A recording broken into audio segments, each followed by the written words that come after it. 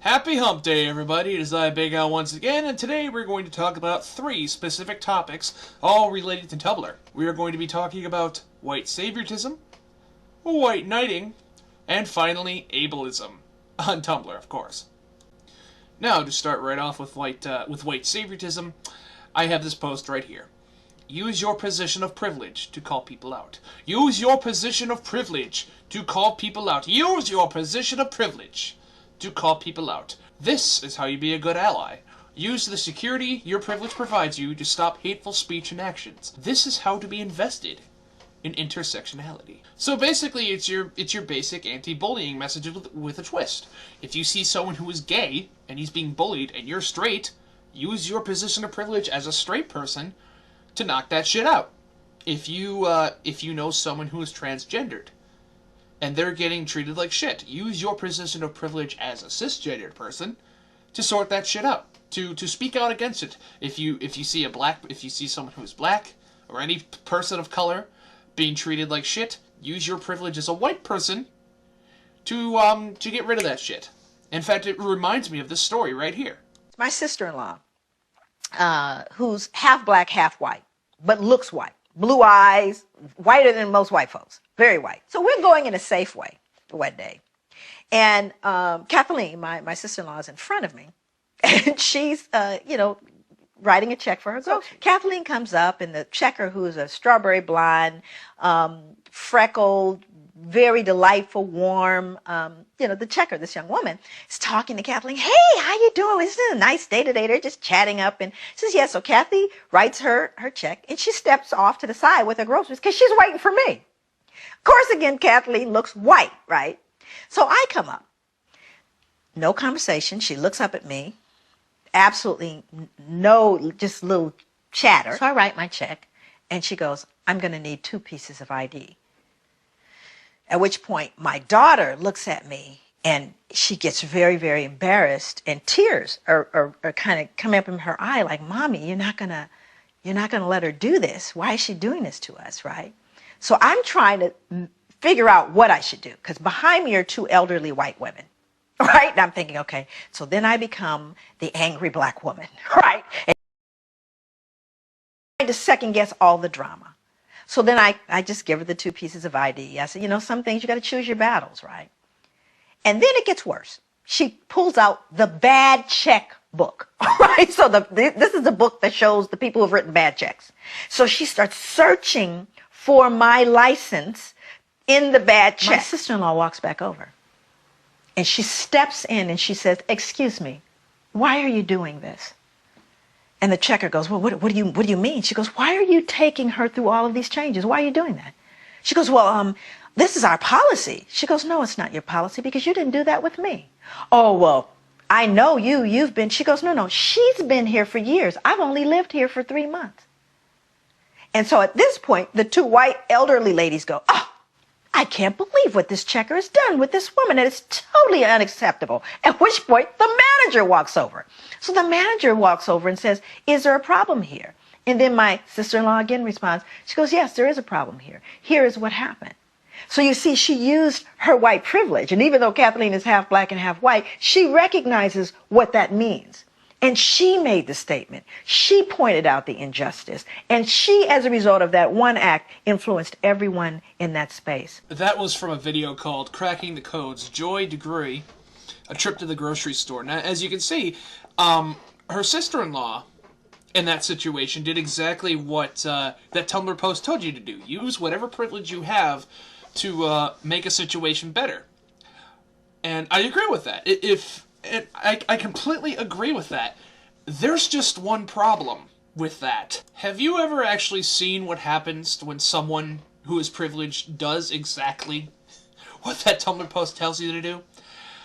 Usually they get told, stop it with your white savior attitude, or stop speaking for us, or you've never been oppressed, check your fucking privilege, you piece of shit. And that happens almost every time. Almost every fucking time. You do exactly what this Tumblr post tells you to do. Use your supposed privilege to call people out.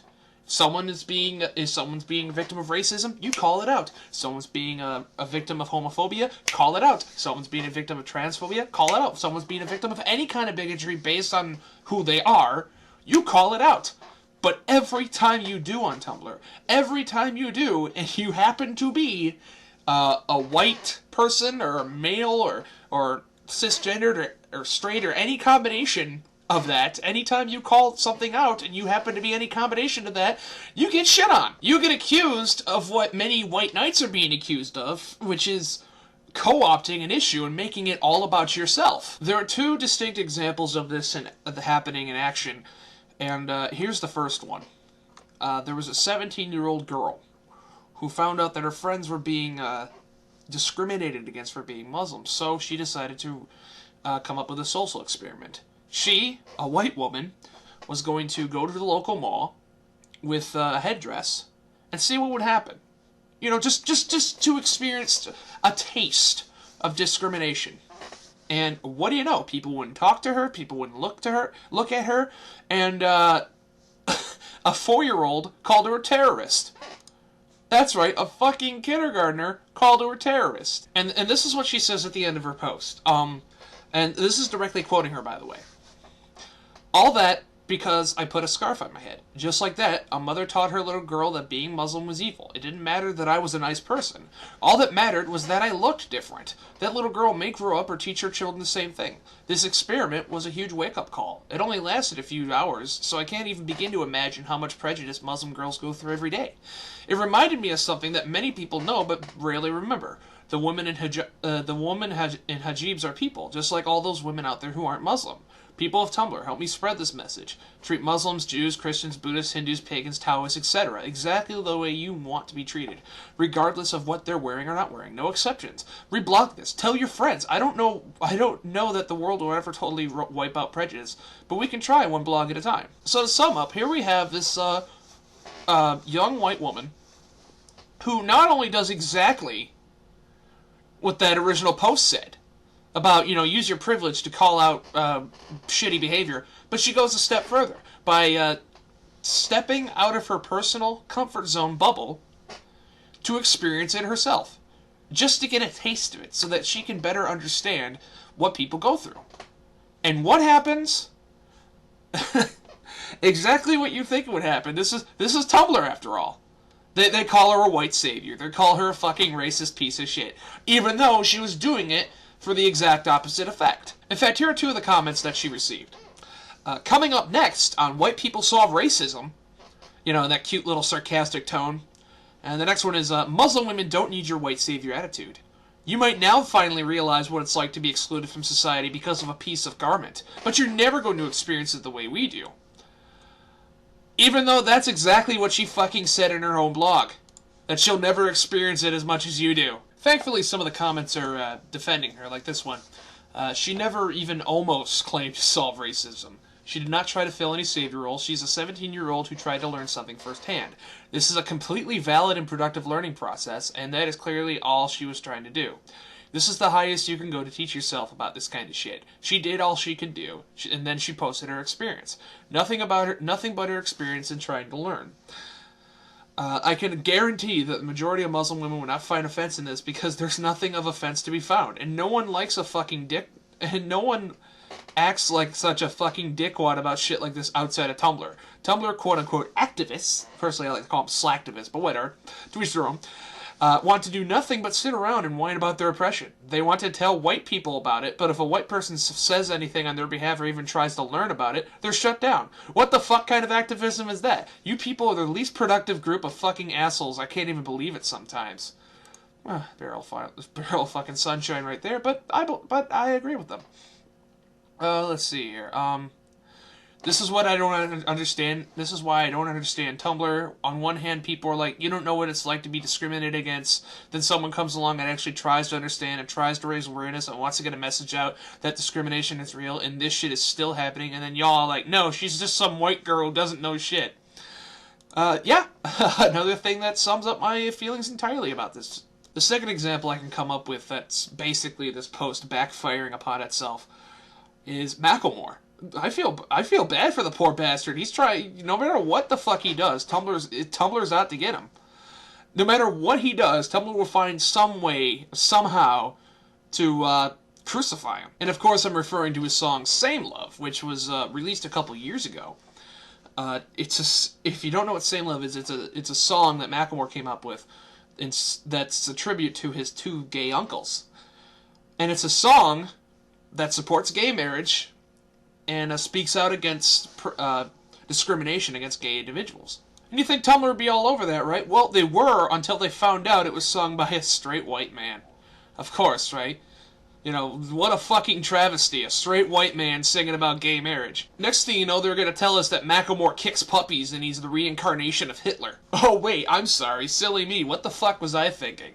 This is Tumblr we're talking about. This is the same website that deliberately goes out of its way to humanize Hitler, to make him seem like a sympathetic character, to put him on our level. And for them to say, oh, well, you know, Hitler was just misunderstood. Look at all these pictures of him holding hands with little kids and petting puppies and flirting with young ladies. Guys, I hate to be that guy. You know what I mean? I hate to be that guy and point this out. But maybe what you're doing right now, you know, saying that, oh, he's just like us in every way, is what the fucking Nazis did to bring his ass into power in the first fucking place. I'm sorry, I got off on a little tangent. What was I talking about? Oh yeah, Macklemore and how he's somehow worse than Hitler. I mean, how Tumblr seems to have a chip on their shoulder against him. When I said that they'll find any reason to bitch about him, I wasn't joking. The New York Times published an article about how Macklemore is the first post-black superstar, post-black rap artist of this generation. And Tumblr flipped. Tumblr lost their goddamn minds. Tumblr blew a gasket. But did they direct their anger towards New York Times? You know, the people who actually wrote the article and called Macklemore that? No. No, of course not. Of course not. No, they blamed it on Macklemore. They started reposting that article on Tumblr saying, if you support Macklemore after all this, we can no longer be friends. Even though it was the New York Times that wrote the fucking article in the first place and not Macklemore. So then it goes back to what I was saying about the original post of using your privilege.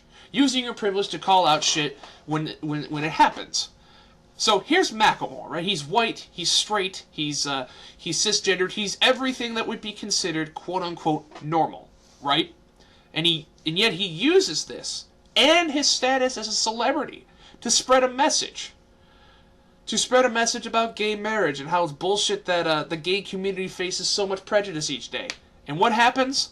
Tumblr flips their shit. They reject his message. They say, fuck you. We don't want your message. We don't want your help. We don't need your help. We can do shit on our own. Fuck you. We don't want your help. Even though they constantly say, we need allies. We need help. We need people to support us. Except not from you. Because you're straight. Because you're white. Because you're cisgendered. You know, we don't need no sissy or cishet helping us out, which it's funny they use those as insults because one, they keep saying that cisgendered isn't an insult, but they have no fucking clue about how the English language works. You can say something isn't an insult all you want, but if you use it with insulting intent, it becomes one. Like, for example, the word Japanese. Japanese isn't an insult. It's not a racist term. But if I started saying, I fucking hate the Japanese, now I'm a racist. I'm a bigot. And as for sissy, that's C-I-S-S-I-E, that's fucking hilarious because that's a derivative. That's a bastardization of the word sissy, S-I-S-S-Y, which was a derogatory slur for gay people. So, way to be progressive, you fucking idiots. Now, before I go too off a track, I'm just going to combine the white knight and ableism portion of this rant, because they do pretty much have so many things in common, so I might as well just kill two birds with one stone, you know what I mean? I don't like white knights. Remember, and if you remember earlier in this rant where I said that social justice warriors get really pissed off when people who aren't marginalized speak for marginalized groups when they legitimately need help or they ask for help because they're co-opting a struggle and making it about themselves, well, that's what white knights do. That's exactly what white knights do. If they see something that they perceive as racist, they speak for that race. If they see something that they perceive as sexist, they speak for women or whoever is being sexist. Actually, no, that's a lie. You can't be sexist against men. You can't be prejudiced against men. They're the majority. But yeah, that's exactly what white knights do. They see something. They see anything that other people may find offensive, so they get offended for them. But that, in my opinion, is actually a hell of a lot more offensive than than what you claim to be offensive. Because what you're doing is you're becoming that white savior by saying, oh, well, black people might find it offensive, so I'm going to get offended for them. Like, do you have any idea how annoying and offensive that is? Like, a black friend of mine told me that there are a few things that are more annoying and offensive to a person of color than some cracker getting offended by their behalf. I mean, look at all the posts on Tumblr speaking out against the face paint for Day of the Dead, Dia de los Muertos. And during Halloween, saying, this is not your white people Halloween, you need to stop. And yet, for every post that goes along the lines of that, there were 10 replies from people who are actually Mexican telling them to shut the fuck up. They don't care. They don't mind. In fact, they encourage it because Dia de los Muertos is a holiday about celebrating loved ones. In fact, some have even replied by saying, look, it's just an excuse to get drunk. Who the hell gives a shit? And even when that does happen, even when you have people who are actually of those ethnicities and races saying, look, we don't give a shit. Stop trying to speak for us. Stop trying to hold our fucking hands. Those same people who are all gung-ho about defending them turn against them, and they question their ethnicity. They question their culture. They question them as people. Isn't that fucking hilarious? Isn't that funny? The same people who are all gung-ho about defeating racism are the biggest racist pieces of shit on this god-awful website. Because what's the first thing that these so-called white knights, that these social justice warriors do? What's the first thing they do when someone who is of that race tells them to sit down and shut the fuck up? They look at their skin color. They say to them, well, you don't look black. Well, you don't look Latino. You don't look Indian. And they say, like, when someone of color actually doesn't give a shit about these costumes or paint or whatever, their ethnicity comes into question, and they're called internalized racist. Even if you are even slightly light-skinned, you're not allowed to not be offended or claim your own ethnicity. That's right, folks. These fucking idiots who are calling everyone else racist are saying that you are not allowed to call yourself black or native or Hispanic or Indian unless you fit a blatantly specific racist stereotype. And we're supposed to be the racist here. And it gets even worse. Oh yeah, it does get worse. There was a girl who posted a picture of herself on Tumblr. She was wearing a sundress, a beautiful smile, and was standing next to a sunflower. In fact, here's a picture of her right here. So, what was her grave offense? Her hair looks like dreadlocks. That's right, a fucking hairstyle set these bastards off. They even told her that her practicing yoga was cultural appropriation. So, if you get that? If you exercise, you're a racist scumbag. They even said, in not so many words, that you can't wear dreadlocks, you fucking racist. That's a black thing. Oh, so, here we go again. These fucking champions of social justice, reducing an entire race's identity to a cultural stereotype. Once again, who are the real racists here? And that, my friends, leads me to my issues with Tumblr and ableism. We're going to talk specifically about white knights who are champions against ableism on Tumblr. They're going to help the crippled. They're going to help the mentally handicapped. They're going to help people who aren't as physically or mentally capable as most people in this world. And yet, you know, they're going to put them all on a pedestal and say that they're just as physically capable. They're just as mentally capable. They're just as strong, and they deserve just as much respect as the able-bodied. Which is true.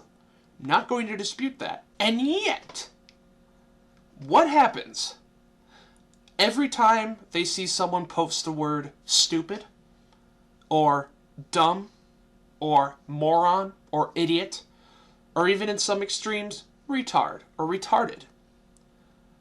They snap. They snap and say, you shouldn't say that. You know, you shouldn't say that. That's ableist. You need to stop that right now. You need to stop that because that's ableist. And sometimes they'll post it on their own channels. They'll post those words on their own channels, but they censor them. Right? They censor them. Which is hilarious. Right? So, and here's why that's hilarious. Well, it's hilarious and infuriating to me at the same time. This is why. Because they go on and on about how the handicapped and the mentally and physically handicapped are just as strong and capable, right? And yada, yada, yada, we get that. But then they're going to turn around and treat them like frail morons over a word. A word. Even going so far as to censor those words on their own blogs. As if to say, well, if we censor them, they're so stupid, they won't know what the word is. And as I said with the White Knights earlier in this rant, it gets even worse. Dark Angel of Light, or Kurama the Sweet Rose, whatever the fuck she's going by on YouTube these days, Harley, she has a Tumblr, and she posted about the exact same shit that I'm talking about. Tumblr's ableism tag, or their view in ableism in general. And I'm going to read her entire post here. laharlthewitchofvoid.tumblr.com. Tumblr's ableism tag is a joke.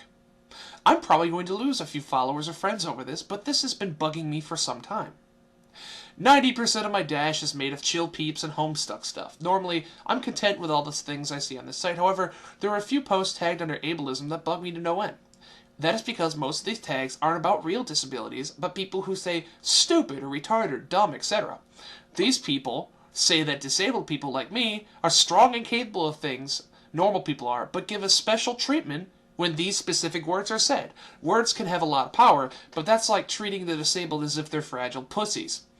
Before anyone calls me ableist, just remember that I have scoliosis and needed surgery for that at 18. So I am unable to bend.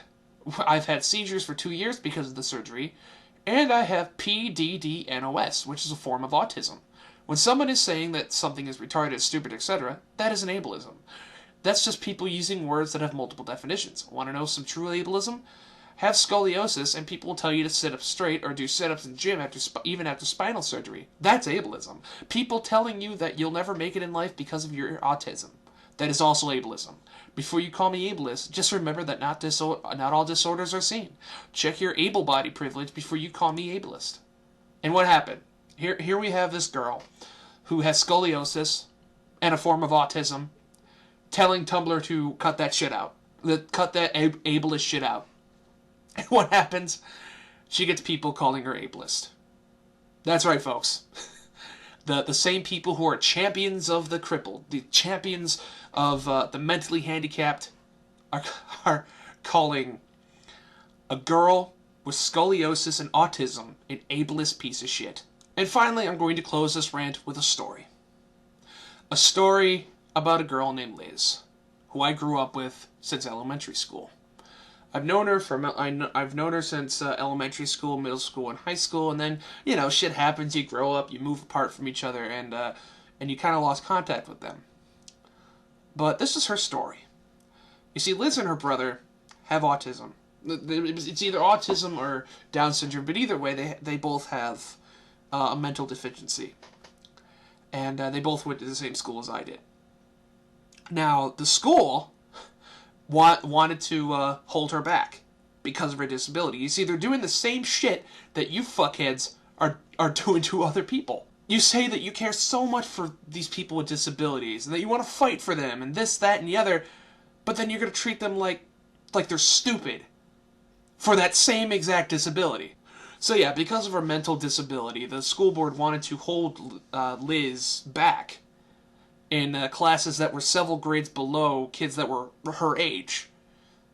And let's just say her mom didn't take too kindly to the school board treating her fully grown grade school level child as if she was fucking 2. So to sum it all up, she put her foot down. Her mom put her foot down.